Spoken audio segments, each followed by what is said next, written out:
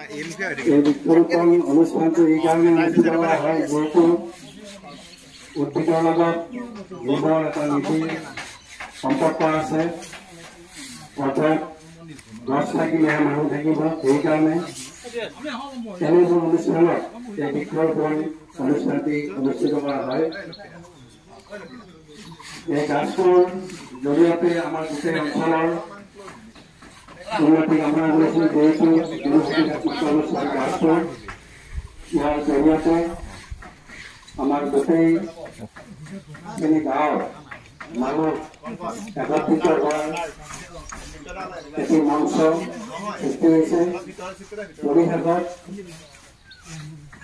গাছটোৰ উত্তৰ কামনা কৰি আৰু সকলোৰে মংগল কামনা কৰি মই মোৰ বক্তব্য সামৰণি মাৰিছোঁ। জয় হিন্দ, জয় প্ৰকাশ।